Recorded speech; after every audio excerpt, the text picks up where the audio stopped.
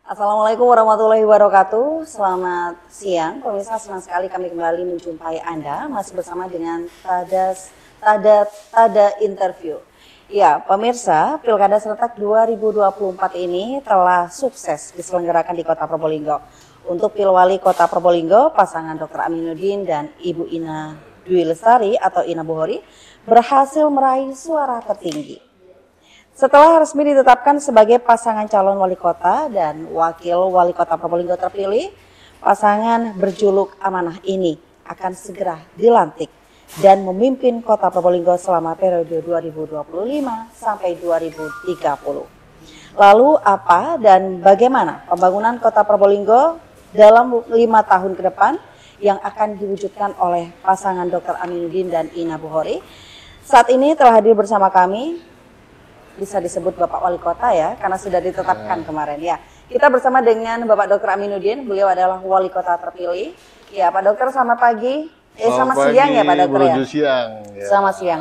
Bagaimana kabarnya Pak Dokter? Alhamdulillah, Assalamualaikum kepada semua pemirsa ya. Today interview. Today's interview. Wah, tidak terasa ya, kita mungkin 6 atau 7 bulan yang lalu ya. Sebelum ya, sebelum Pak Dokter menemukan pasangan. Iya, betul.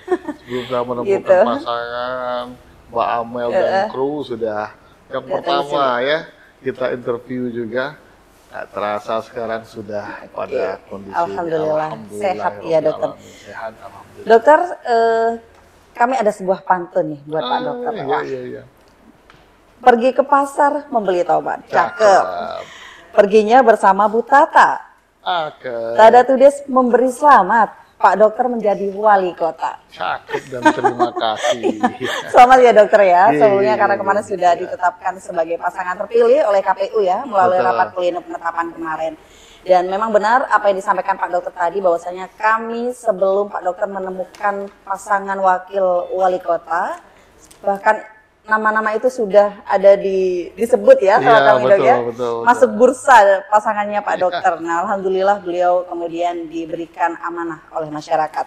Iya, Pak Dokter, kali ini karena sudah akan menjabat sebagai wali kota Probolinggo, jadi ada beberapa hal mungkin yang perlu kami ulas lebih lanjut karena ini sebagai masukan juga buat Pak Dokter dan juga informasi juga buat masyarakat di rumah. Pak Dokter, Pilwali Kota Probolinggo ini memang sudah telah berakhir ya. Betul. Pasangan Dr. Aminuddin dan Ibu Ina berhasil terpilih meraih 39,14% suara. Apa Dok arti kemenangan bagi seorang Dr. Aminuddin sendiri? Ya, pertama-tama saya dan Mbak Ina Bukhori ya mengucapkan alhamdulillah, syukur tentu atas selesainya konstelasi politik Pilwali Kota Probolinggo yang kemarin melalui rapat pleno terbuka dari KPU sudah ditetapkan kami sebagai pemenangnya. Satu sisi tentu ada rasa syukur, tapi di sisi yang lain, waduh, saya bilang kemarin waktu kata sambutan, saat ini saya merasa mau ngomong tuh begitu berat, ya. Karena segala beban, segala tanggung jawab, seluruh amanah ini ada di pundak kami berdua sekarang.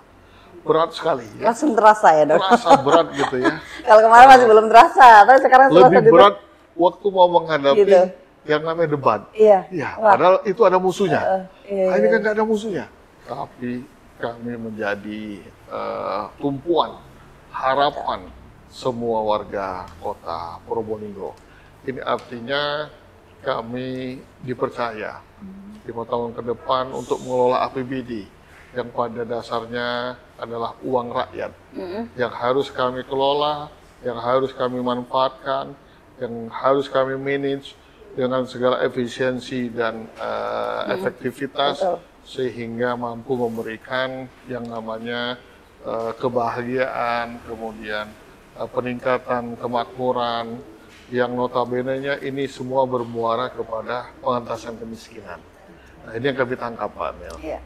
Gitu. Jadi memang ada rasa syukur tersendiri, betul. Tapi secara langsung beban itu terasa berat, bukan berat karena tidak mau mengamanahkan menerima Ya, amanah dari masyarakat, betul. tapi karena memang banyaknya masukan dari masyarakat, banyaknya dari harapan dari masyarakat yang Betul, mau betul, tidak mau betul. sedikit demi sedikit nanti bertahap akan direalisasikan begitu Betul, ya dokter ya. ya ini yang Baik. terasa berat gitu ya. Dokter Aminuddin ini ditetapkan sebagai pasangan wali kota terpilih sejak di mana APBD 2025 ini sudah didok ya dok. Betul. Nah kemudian adakah dokter mungkin langkah khusus bagi Pak Dokter untuk bagaimana agar visi misi ini bisa tetap berjalan? Ya, jadi betul sekali Mbak Amel ya dan pemirsa sekalian. Kita tahu bahwa APBD 2025 ini kan sudah didok dan sudah dijalankan ini, ya, karena sudah dimulai di Februari awal ya, jadi sudah dijalankan dan itu tentu belum ada wewenang kami waktu itu untuk ya ikut serta dalam proses itu.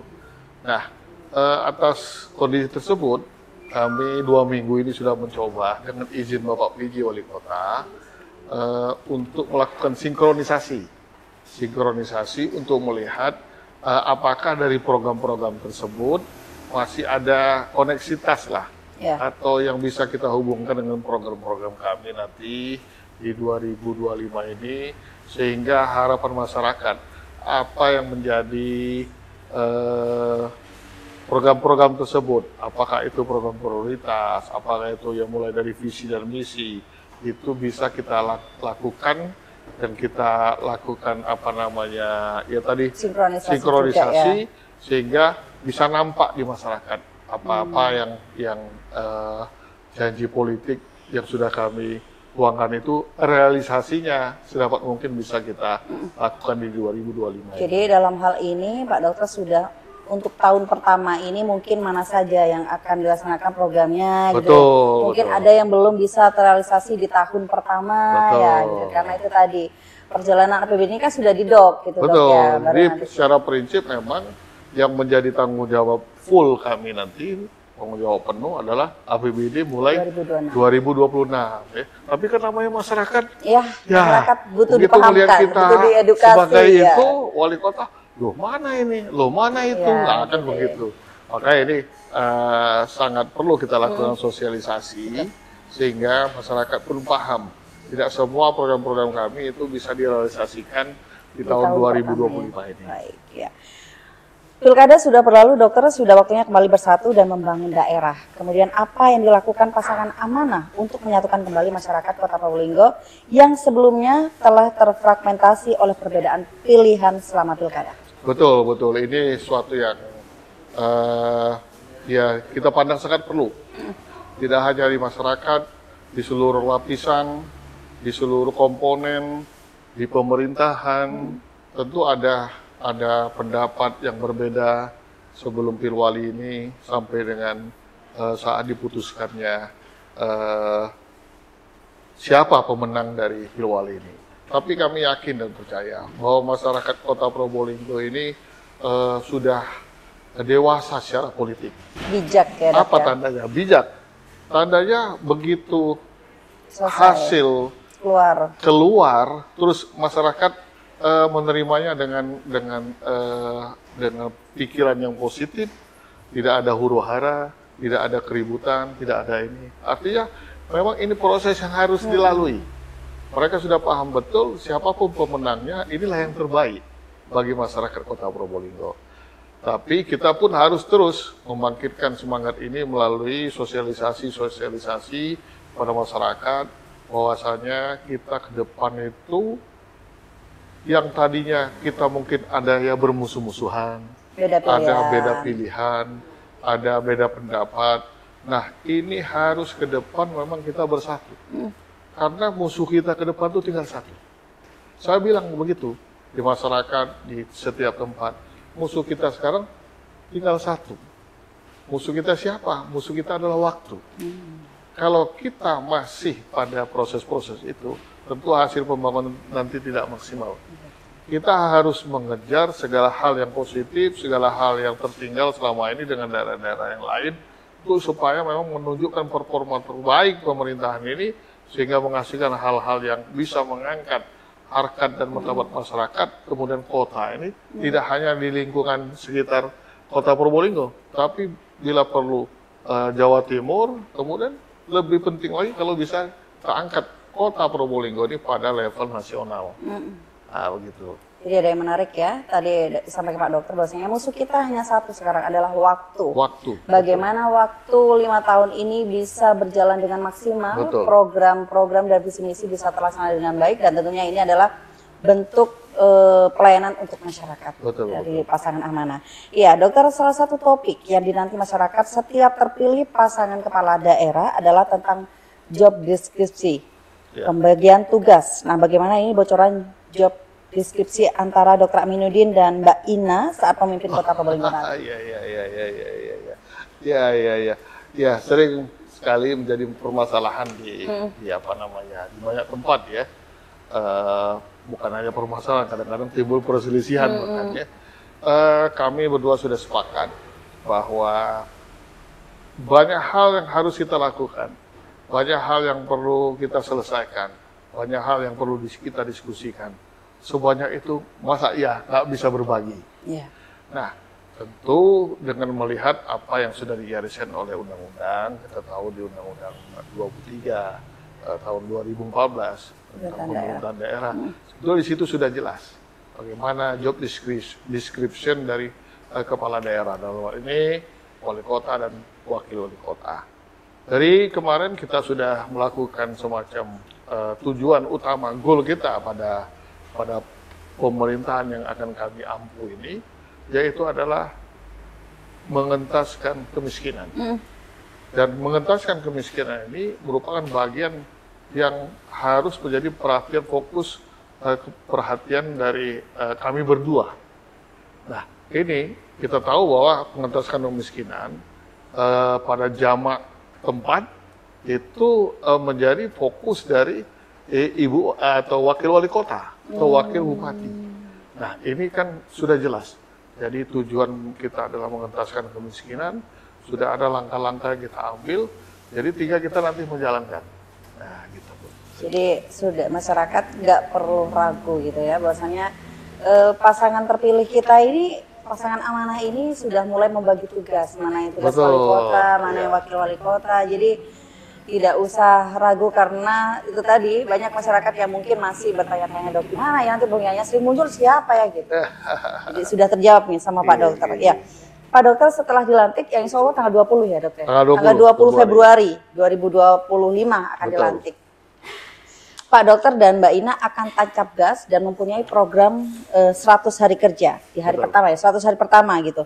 Nah, ini nantinya akan langsung tancap gas untuk melaksanakan beberapa kegiatan di program 100 hari kerja ini untuk menjalankan program dan visi misi andalannya, Dok. Gimana, Dok? Sudah bisa dilaksanakan berarti ya?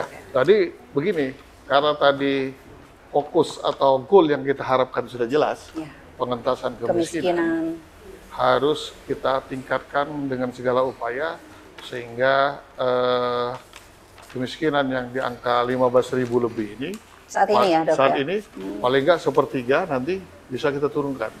Sepertiga ini artinya 2 digit. 2 digit ini merupakan capaian yang maksimal. Tidak banyak daerah di kota di Probolinggo di Indonesia ini yang mampu menurunkannya. Kondisi sekarang kalau kita lihat betapa sulitnya menurunkan ini, terbukti kemarin di 5 tahun terakhir ini cuma turun 0,2 saja. Nah, ini target yang bukan main, ya, yang prestisius, yang akan membangkitkan semua daya upaya kita dalam rangka pengentasan kemiskinan ini. Karena tujuannya adalah mengentaskan kemiskinan, kita tahu perekonomian kita ini 80% digerakkan oleh UMKM. Betul. Makanya salah satu program kami adalah memberi modal kerja UMKM 1 juta per UMKM. Ini untuk membangkitkan ekonomi masyarakat dalam bentuk tentu modal kerja. Modal kerja ini artinya bisa pembinaan, bisa memang bantuan pembuatan misalnya packaging, ya, hal-hal itu sehingga nanti produktivitas dan hasil dari yang dikeluarkan oleh UMKM itu berstandar sesuai dengan harapan masyarakat, standar nasional lah gitu ya, sehingga mampu memang dipasarkan tidak hanya di regional atau di Kota Probolinggo, tapi bisa dipasarkan ke tempat-tempat lain. Jadi yang saya tangkap 100 hari pertama ini dokter akan fokus bersama dengan Mbak Ina untuk melakukan pengentasan kemiskinan. Nah ini dulu, ini kata Gimana, kunci Dok? kedua tadi, Kata kunci. bahwa ini harus meningkatkan perekonomian. Karena berkesinambungan. karena untuk mengentaskan kemiskinan itu harus meningkatkan pendapatan. Betul. Nah, pendapatan ini kita bina dengan suatu produk tawaran. Itu tadi UMKM kita harapkan karena 80% perekonomian kota ini diampu oleh UMKM, maka performa UMKM kita harus ditingkatkan. Tapi ada masalah lain. UMKM kita ini kekurangan pembeli. Kenapa terjadi? Karena kita kurang ramai. Makanya untuk memancing orang supaya datang ke Probolinggo, kita harus buat Probolinggo ini lebih cantik. Itulah yang kami sebut dengan Probolinggo bersolek. Nah, kita lihat nanti, saya sudah berkomunikasi dengan beberapa OPD, supaya memang menampakkan sesuatu yang bersih, bebas dari sampah, kemudian bebas dari gelap, sumpama malam, ya, lebih terang, kemudian lebih menarik lah. Nah, akan sangat terasa 100 hari nanti ini, Dok. Insya Allah akan terasa, akan terjadi perubahan yang cukup signifikan di kota ini, paling tidak masalah kebersihan. Kita genjot melalui RT RW di kelurahan untuk memang membersihkan lingkungannya. Makanya kita berkomitmen untuk 100 hari pertama berkantor di kelurahan. Jadi nanti akan turun di kelurahan? Turun ke kelurahan. Ngantor di kelurahan? Ngantor di kelurahan, ya. Ya, dalam pengertian bahwa kita harus turun memang setiap hari dan melihat memang kondisinya nanti ke kelurahan-kelurahan. Ini untuk menguatkan komunikasi dan mengetahui permasalahan dari yang sebetulnya langsung dari masyarakat. Nah, dengan tujuan untuk meramaikan tadi, maka tujuan yang atau goal lain yang kita harapkan adalah pariwisata. Pariwisata harus meningkat. Makanya program kami menciptakan sebanyak mungkin destinasi wisata baru. Kata 100 itu bukan hanya 100, kalau bisa lebih 100 ya 100. Lebih mungkin, lebih bagus kan. Nah ini jadi pola peningkatan pemasaran dari UMKM ini harus kita buat secara generalisasi ke semua komponen yang ada di masyarakat. Termasuk kemarin ada yang menarik hasil dari kita sinkronisasi, bahwasanya OPD pun pinginnya ya, artinya tempat-tempat mereka pun menjadi tempat untuk display UMKM. Produknya UMKM. Ya, kenapa tidak kan? Kantor-kantor pemerintahan, kemudian di tempat-tempat kantor-kantor juga swasta. Jadi kita komunikasikan. Ya apa, gimana ini UMKM kita harus dipasarkan dimanapun. Nah yang selama ini kan di tempat-tempat terbatas saja. Kita buka juga nanti sentra-sentra promosi UMKM, sehingga nanti memang UMKM kita dengan keramaian yang kita buat di 100 event, kemudian bila mungkin lebih, itu memungkinkan produk-produk UMKM kita nanti akan meningkat. Nah, UMKM kita, Mbak Amel, ada 20.000. Sementara angka kemiskinan kita di 15.000.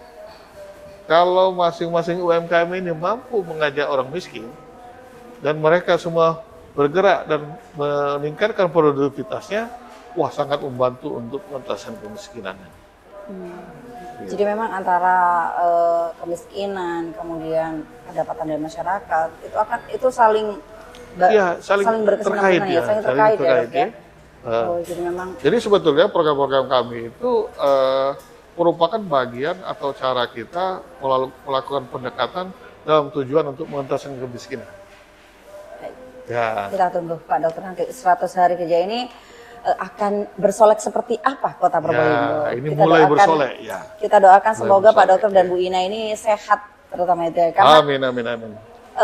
aktivitasnya itu sudah bahkan dalam satu hari itu sudah beberapa kegiatan gitu ya Pak Dokter ya. Jadi memang harus benar-benar membagi tugas. Beberapa kegiatan bukan hal yang aneh lagi saya. Jadi selama jadi dokter pun kan sering ketemu dengan masyarakat. Hari-hari Kemudian Gede dari ya? segi tindakan medis saja kan sehari bisa Kan saya 8. penasaran, tapi nanti Pak Dokter masih tetap berpraktek atau gimana? Oh ya enggak, Oh jadi kita enggak. fokus ya. Wah, bahkan ini udah Ya, jarang mungkin- ini nanti ketemu sama Pak Dokter ini. Ya mungkin tetap artinya dalam seminggu mungkin 1 hari atau beberapa Ngobatin jam. kangen ya, Dok? Bukan itu saja. Tapi? Karena kalau saya misalnya full berhenti praktek, itu dokter saya nggak bisa dipakai. Oh Nggak boleh gitu. ditulis gitu. Gitu ya, Dok Iya, ya. hilang semua nanti. Hmm. Dokternya hilang, SPOG-nya hilang, konsultannya hilang, terus MKesnya juga bisa jadi hilang. Jadi tinggal Haji Aminuddin nanti. Tapi kan jabatannya wali kota, Dok. Iya, Dokter, untuk masyarakat Kota Probolinggo yang menyaksikan dialog ini, kita ingin memberikan penegasan di bidang kesehatan di Kota Probolinggo. Pasangan Wali Kota Dr. Aminuddin dan Wakil Wali Kota Mbak Ina ini punya fokus apa saja selama 5 tahun ke depan? Ya tentu di bidang kesehatan kita akan melihat pertama meningkatkan pelayanan, ya pelayanan di rumah sakit. Ya kebetulan ini kan bidang saya, jadi saya paham betul mulai dari yang namanya promotif bagaimana, kemudian preventif bagaimana, kuratif bagaimana, dan rehabilitatif bagaimana. Ini rangkaian yang memang harus menyeluruh, karena penyakit di masyarakat ini itu tidak bisa dipandang dari segi kuratif atau pengobatan saja dan segala macam prosesnya, tapi harus dimulai dengan preventif dan apa namanya promotif dan preventif. Misalnya apa? Demam berdarah. Demam berdarah ini setiap tahun kita bisa puluhan anak-anak kita meninggal dunia. Padahal ini kan suatu SDM yang nanti sangat kita butuhkan ke depan. Nah, demam berdarah tidak cukup kita obati, begitu dia sakit kita obati. Terlambat sudah. Kita harus dari segi promotif. Maka ini kita turun-turun nanti ke kelurahan-kelurahan, ke RT, RW, ini harus manajemennya ditingkatkan. Makanya salah satu program kita kan meningkatkan kinerja RT dengan memberikan 1 juta per RT. Karena biar kerja ya Pak RT, Pak RW ini, Dok, Iya, ya? biar kerja dan memberikan masukan. Jangan enak-enak dapat 1 juta nggak Iya. kerja ya, Dok ya. Iya, baik, Dok. Itu. Jadi di bidang kesehatan itu. Kedua, kita tahu nanti ke depan itu apa namanya angkatan lansia kita atau usia lansia kita akan meningkat. Sementara kita tahu pelayanan kita yang biasa terjadi itu adalah pelayanan mulai hari Senin sampai hari Sabtu Iya. di rumah sakit ataupun di puskesmas. Lansia ini dengan situasi sedikit saja bisa terjadi perubahan dalam proses dalam kesehatannya itu. Kita akan buka klinik lansia untuk Sabtu dan Minggu nanti. Memanfaatkan yang namanya Museum Dr. Saleh. Nah, jadi Ini belum tahu ini masyarakat ini, Dok ya. belum Ini tahu, bocoran ini nih, akan kita bocoran. launching nanti di Program kesehatan. 100 hari pertama Klinik lansia. klinik lansia di Museum Dr. Saleh. Memanfaatkan ya Ya, sebagai jadi lansia kita ajak olahraga di hari Sabtu dan hari Minggu, mungkin di alun-alun atau di sekitar ini, terus jalan nanti menuju Museum Dr. Saleh, kemudian dilakukan pemeriksaan fisik di sana. Gitu. Jadi plusnya selain ada klinik lansia, itu kita juga bisa mengenalkan bahwasanya kita punya ikon Kota Probolinggo, Betul. Museum Dr. Saleh ya, Dok Museum ya. Dr. Saleh, tidak semua atau tidak banyak kota dan daerah di Yang punya Indonesia museum, ini ya. mempunyai museum seorang dokter gitu. Ya, betul. Nah, perannya akan kita tingkatkan dengan memberikan pelayanan juga di sana berupa Sabtu dan klinik Minggu, lansia. iya. Sabtu dan Minggu. Sabtu dan Karena Minggu, ya, di hari-hari lain kan mereka bisa melakukan pemeriksaan Aktivitas kesehatan lain. di Di pusat-pusat kesehatan. yang ya, karena sudah dibuka ya, Dok Ya, ya. kalau Sabtu Minggu kan mau ke masa cuma tensi mau ke UGD misalnya kan, ditolak nanti sama UGD. Ini bukan emergensi kan. Waduh, nyinggung BPJS nih, Dokter. Iya, Dokter, kalau tadi di bidang kesehatan, gebrakan Pak Dokter adalah membangun klinik lansia yang memang secara khusus akan diberikan fasilitas untuk para lansia. Ya. Nah, kalau di bidang pendidikan, Dokter, fokus apa saja selama 5 tahun ke depan? Ya, pendidikan merupakan suatu hal yang sangat penting dalam proses pembangunan, termasuk di sana dalam usaha untuk mengentaskan kemiskinan. Karena dengan terciptanya seorang misalnya sarjana di suatu rumah, itu maka akan sangat berpengaruh terhadap proses peningkatan ekonomi. Maka kita akan lanjutkan dan bekerja sama-sama Basnas yang menjadi program Basnas untuk memang memberikan beasiswa kepada masyarakat Kota Probolinggo yang memungkinkan, artinya yang mempunyai kesempatan, ya punya pintar gitu kan, untuk menyelesaikan S1 itu akan kita bantu. Yang kedua, kita akan meningkatkan performa. Performa itu tidak hanya pendidikan dasar, tapi juga pendidikan-pendidikan lanjutan, termasuk dengan kita berkomunikasi dengan universitas, ya, untuk supaya memang angkatan kerja kita ini menjadi angkatan kerja yang terampil, ya. Nah, kita tahu yang namanya mean years of school di Kota Probolinggo ini itu masih di angka 10 sampai 11 tahun. Artinya masih banyak penduduk kita ini yang drop out waktu SMA. Nah, ini akan kita cegah dan kita lakukan program-program melalui kegiatan-kegiatan yang ini supaya ini tidak terjadi. Mungkin nanti kita lakukan juga pengentasan drop out ini dengan misalnya program-program kejar paket. Nah, sehingga nanti kita harapkan bahwa di kota ini memang angkatan atau pemuda-pemuda kita itu nanti ke depan bukan hanya menjadi penonton dalam proses pembangunan kota ini. Kita tahu nanti kebutuhan tenaga kerja ini cukup banyak. Mengingat di tahun 2030 kemungkinan nanti pelabuhan kita menjadi pelabuhan ekspor impor. Gitu. Jadi anak-anak kita itu dididik untuk menjadi pekerja yang terampil. Terampil Jadi, ya, terampil. Tidak hanya lulus dari S1 atau SMA kemudian tidak punya keahlian tapi bagaimana kita menciptakan mereka terampil dan bisa mencari pekerjaan yang untuk meningkatkan kesejahteraannya. Ya, kata kuncinya di kualitas pendidikan. Jadi SD, SMP harus kita tingkatkan kualitas dari pendidikan, tidak hanya negeri tapi juga swasta. Nah, ini. Baik, Dok, kita beralih ke PAD, Dok. Ini kan agar pendapatan asli daerah atau PAD di Kota Probolinggo ini meningkat, apa langkah atau strategi yang akan dilakukan oleh pasangan Dr. Aminuddin dan Mbak Ina Glory? Iya, bukan hanya PAD, saya bicara masalah APBD. APBD kita dengan angka di sekitar 980 miliar. Kemudian ditambah dengan silva sekitar 1,2 T, dan memang ini sudah bertahan dan berlangsung mungkin ya puluhan tahun sudah. Periode. Iya, beberapa periode. Kemudian stagnan kita tahu dianggap segitu ya, Dok ya. Betul. Kita tahu akhir-akhir ini APBD kita tidak hanya APBD kita, tapi karena situasi APBN beberapa hari yang lalu malah dikurangi sekitar 4,8 M. Nah, ini artinya di satu sisi yang APBD yang sudah ada ya itu berkurang. Satu hal lagi bahwa belanja pegawai yang mestinya itu 30% sudah di angka 40% lebih. Nah, berbagai kendala di sana. Maka untuk meningkatkan performa dan kekuatan dari APBD, persentasenya itu harus kita tekan dengan dua cara. Pertama, efisiensi penggunaan anggaran, termasuk kemarin saya tawarin mobil dinas baru, saya dan Ibu Wakil, sebesar 2 M. Ditolak? Kita tolak. Jadi dialihkan, Dok, anggarannya? Ya, ini kita manfaatkan untuk yang lebih ini lagi. Kemudian, dengan efisiensi di berbagai macam bidang, memungkinkan nanti efektivitas dari penggunaan APBD.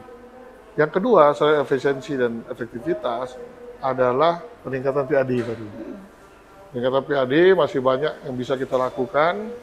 Misalnya di pusat-pusat keramaian nanti akan kita buat yang namanya UPTD. Nah, misalnya di alun-alun. Di alun-alun ini kan pengampunnya terlalu banyak. Kalau bahu jalan itu Mbak Amel, itu bagiannya di sub. Bangunannya itu bagian PU. Ya, PU. Tamannya, keindahannya DLH. PKL-nya, DKUPP. DKUPP. Nah, kalau masalah kebersihan, akhirnya saling tunjuk. Wah, ini bukan daerah saya ini. Kalau di taman daerah saya, kata dia. Nah, nanti begitu juga PKL. Kalau misalnya di atas bawah jalan, itu urusan DKUPP. Tapi di bawah jalan, urusan dari Dishub. Belum lagi masalah parkir. Supaya nanti terjadi bentuk pelayanan yang menyeluruh, maka tempat-tempat ini harus dijadikan UPTD. Tidak hanya itu, tapi bisa Stadion Bayuangga, itu kan sama kondisinya. Kemudian GOR Ayani, GOR Mastrip, ini kondisinya sama. Tidak ada pengampu utama dari wilayah itu. Nah, kita buat efektivitas lah, bagaimana nanti supaya memang memberikan manfaat dan meningkatkan PAD. Parkir akan kita buat elektronik, non tunai. Ini mulai dicoba. Minggu kemarin parkir sudah pakai, ya? Iya. Keris pakai kemarin. Oh, keris. Iya. Belum tahu Mbak Amel? Belum pernah. Nggak tahu di sebelah mana itu dok? Sudah di depan Paseban sampai ke Paseban. Oh. Iya, itu kemarin sudah uji coba gitu. Nah, nanti 100 hari pertama kita akan buat lagi perbanyak tempat-tempat untuk non tunai dan kita memang buat agar tidak ada kebocoran ya dok ya? Ya, salah satunya. Jangan bicara masalah kebocoran untuk meningkatkan PAD. Ya, untuk meningkatkan PAD, betul. Tadinya. Ya. Nah, kemudian banyak hal sih, banyak hal yang kita bisa manfaatkan. Misalnya aset-aset kita, aset-aset kita masih banyak yang belum produktif. Nah, ini akan kita tingkatkan baik itu dari segi bagaimana dia bisa meningkatkan atau dirubah fungsinya jadi yang lebih efektif, atau memang kita bekerja sama dengan pihak lain supaya aset-aset itu bisa lebih produktif. Nah, ini banyak hal. Makanya pada kesempatan nanti kita akan mengajak seluruh investor-investor untuk bisa mengembangkan kota ini dalam perannya masing-masing, sehingga kita dalam proses itu harus membuka diri dengan membuka yang namanya iklim investasi. Nah, perizinan harus menunjukkan performa yang lebih kuat, sehingga perizinan ini yang dikeluhkan lambat itu harus lebih cepat. Gitu. Begitu. Kemarin saya ke perizinan Pak Amel, nanti ada launching yang namanya perizinan drive-thru. Oh, jadi kita nggak perlu ke kantor ya dok ya? Nggak perlu ke kantor gitu, tapi bawa mobil gitu. Oh, nggak usah berhenti, nggak usah turun. Nggak usah turun, nanti mobil. Sebentar mungkin, nunggu sebentar efisiensi waktu ya dok? Ya, bisa selesai. Betul. Di perizinan NIB namanya. NIB. Ya. Iya. Dokter, salah satu faktor penentu keberhasilan pembangunan daerah adalah kinerja birokrasi, dokter. Betul. Bagaimana strategi pasangan Wali Kota Dr. Aminuddin dan Wawali Mbak Ina Buhori agar birokrasi Pemkot Probolinggo ini memiliki kinerja semakin profesional, inovatif seperti yang diharapkan? Jadi dalam proses untuk supaya birokrasi kita ini lebih efektif dan efisien, maka kata kunci adalah tentu reformasi birokrasi. Reformasi birokrasi ini cara yang paling jitu adalah by aplikasi. Maksudnya jadi, gimana tuh? Keterbukaan informasi. Jadi semua proses birokrasi kita, apakah itu yang menyangkut hubungan antar instansi, kemudian apakah itu menyangkut informasi publik, harus ada keterbukaan. Jadi by aplikasi dan real time. Misalnya PAD. PAD itu harus bisa diketahui oleh semua masyarakat setiap hari, bahkan setiap jam. Jadi kalau Mbak Amel mau tahu PAD kota ini nanti hari ini berapa, itu tinggal klik ketahuan. Bisa begitu dok? Ya ini kan inovasi ya. Iya, inovasi. Harus berinovasi. Insya Allah bisa ya. Insya Allah bisa. Kalau di tempat lain bisa, kenapa kita nggak bisa? Kenapa kemudian Pak Dokter punya terobosan seperti itu? Dengan keterbukaan informasi, maka proses itu harus berjalan terus. Misalnya PAD harus diketahui setiap saat. Maka penghasil PAD kan harus memberikan informasi atau input yang terus-menerus di sana. Bayangkan misal kita sudah buat aplikasi, ternyata sudah 3 hari PAD kita nggak ada kemajuan. arti kan nggak kerja mereka. Nah, dengan perubahan dari masing-masing, dari hari ke hari, dari jam ke jam, itu menunjukkan bahwa kinerja kita sudah terus berjalan sesuai dengan proses yang kita inginkan. Gitu. Bukan itu aja, jadi semua, misalnya kita harus tahu apakah nanti memang data kemiskinan kita itu betul. Kita by aplikasi harus tahu nanti apakah betul data kemiskinan itu memang jatuh kepada orang miskin. Penerima PKH misalnya, apa memang betul ini? Itu by aplikasi kita, masyarakat bisa tahu. Nama misalnya Abdul, nanti dibuka aplikasi, oh rumahnya begini. Sudah layak. Sudah layak. Terus bisa juga kita tahu 3 dimensinya rumahnya, penghasilannya bagaimana. Ini datanya lengkap. Sehingga tidak ada lagi hal-hal yang dikeluhkan masyarakat bahwa tidak tepat sasaran. Nah, termasuk tadi masalah perizinan bisa diakses dengan aplikasi dan bisa dimanfaatkan. Karena kan sekarang eranya aplikasi. Iya. Ya, masyarakat sudah digital ya, Dok ya? Digital. Nah, ini salah satu strategi untuk memperbaiki atau proses yang namanya reformasi birokrasi atau memperbaiki performa birokrasi dari masing-masing OPD. Dan kita akan buat juga nanti hubungan antara semua OPD itu menjadi lebih lancar dengan fiber optik. Jadi nanti kalau semua sudah terhubung, semua kantor sudah terhubung dengan fiber optik, kemudian sekolah-sekolah terhubung, kemudian layanan-layanan kesehatan terhubung, nanti gampang bagi Mbak Amel nanti buat lagi TV kabel.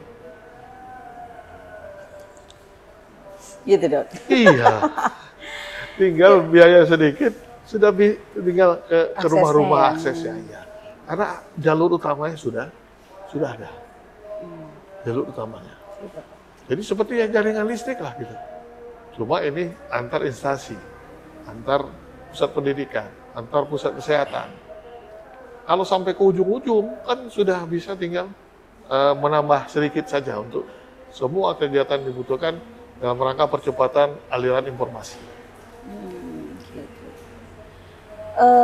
Terakhir nih, Dok. Dari dialog kita pada hari ini, Dok. Bagaimana pasangan Wali Kota Dr. Aminuddin dan Wakil Wali Kota Mbak Ina ini menetapkan media massa dalam arus pembangunan di Kota Probolinggo? Nah, ini yang saya sebut dalam debat kemarin, dalam proses kampanye yang dikenal dengan pentahelik. Proses pembangunan di suatu daerah itu harus melibatkan pentahelik itu. Pentahelik itu apa? Penta ini kan 5 artinya kan. 5 hubungan, 5 komponen di masyarakat harus selalu dilibatkan. Agar supaya apa?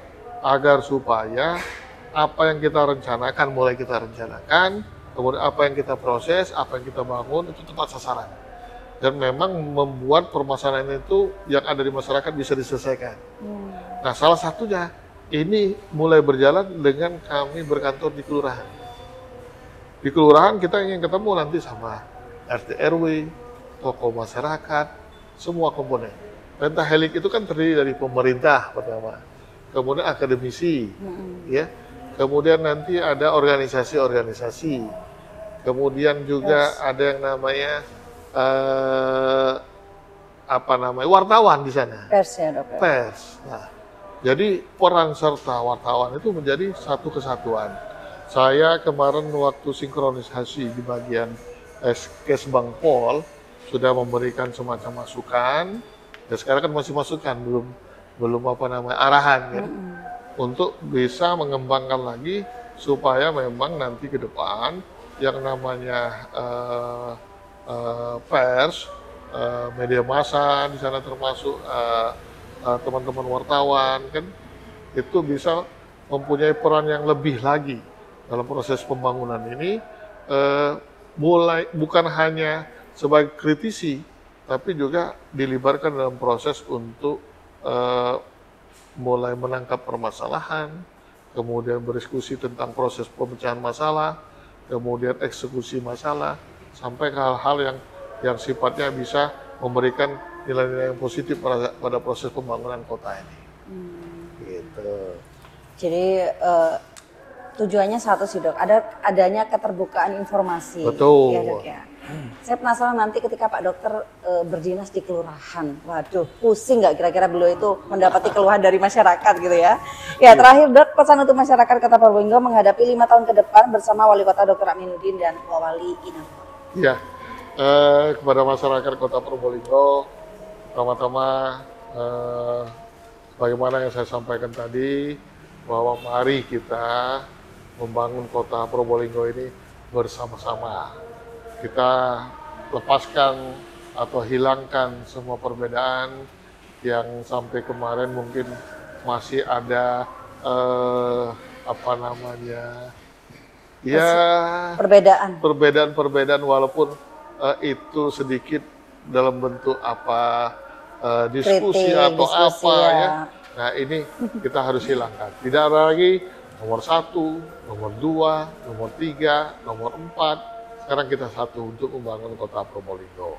Nah, dalam proses pembangunan ini memang kami harapkan bantuan dari semua pihak yang saya sebut tadi adalah pentahelik tadi, melibatkan semua kalangan untuk bisa mengkonklusikan permasalahan-permasalahan yang ada di masyarakat. Mari kita bersama-sama berdiskusi, berkomunikasi untuk memecahkannya.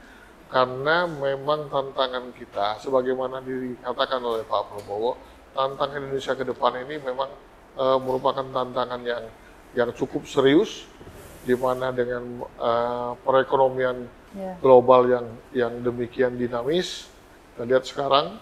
Nah ini tentu akan mempengaruhi semua komponen, termasuk kita yang ada di Kota Probolinggo.